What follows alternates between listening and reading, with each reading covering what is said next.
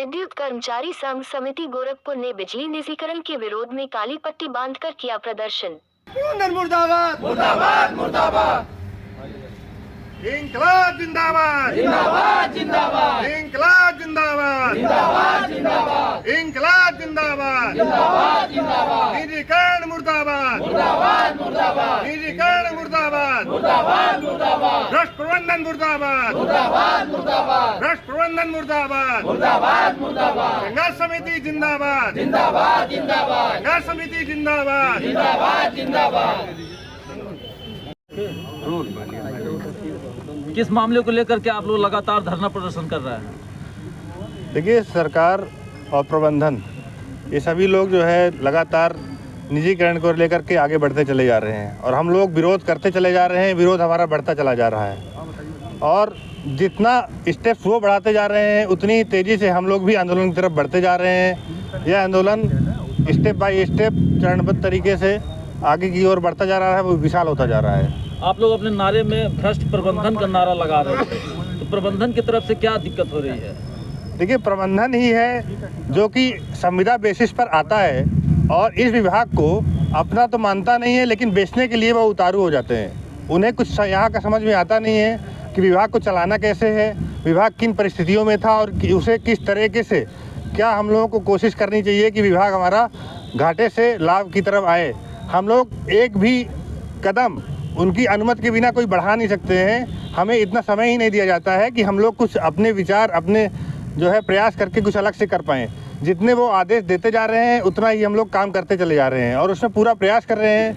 अब उन लोगों को ये है कि आप उल्टी धारा में ऐसे तैरिए कि आप लोग जा ही ना पाइए आगे। अभी जो है क्या हुआ यहाँ पर कि हम लोग OTS के अभियान में लगे हुए थे सफल बनाने के लिए, और हमारे प्रबंधन MD पूर्वांचल के यहाँ से ये आदेश आया कि आप लोग 1 से 5 तक एक फीडर में पूरे डिवीज़न के स्टाफ को ले जाकर के कॉम्बिंग करवाइए। कॉम्बिंग करवाने में हमारे मान लीजिए कि 60% लोग जमा कर रहे हैं, तो हम उन लोगों को भी नोट कर रहे हैं, पूरा दिन अपना ख़राब कर रहे हैं। और दिन भर में जहाँ पर हम 25 कनेक्शन काटती थी एक टीम, वहाँ पर वो 4 कनेक्शन ही काट पा रही है। तो हम लोगों का काम बहुत बुरी तरह से प्रभावित हुआ और हम लोगों का जो फ्लो बना हुआ था OTS के लेकर के वो हमारा कम हो गया। तो वो जानबूझ करके हर योजना को फेल करना चाहते हैं और हम लोगों के ऊपर ठीकरा फोड़ना चाहते हैं कि हमारा जो कर्मचारी है वो चोर है, वो काम नहीं कर रहा है और उसकी वजह से सारा घाटा हो रहा है।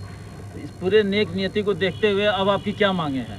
हमारी सिर्फ एक ही मांग है कि ये निजीकरण रूपी जो राक्षस को बार बार लेकर के आ रहे हैं उसको वापस करें और इस प्रबंधन में जो बैठ गए हैं लोग वो वापस छोड़ दें और हमारे इंजीनियर जो है इसको संभाल लेंगे और अच्छी तरीके से इसको लाभ की ओर ले जाएंगे। आए दिन जो इस समय सरकार लगातार निजीकरण की तरफ बढ़ती हुई नज़र आ रही है, इसमें विद्युत विभाग ही नहीं अन्य विभाग भी कहीं ना कहीं बुरी तरीके से प्रभावित हुए हैं और बहुत सारे आंदोलन भी हुए हैं। बिजली विभाग को इससे क्या दिक्कत होगी? देखिए, मुख्य दिक्कत तो इसमें जनता की है।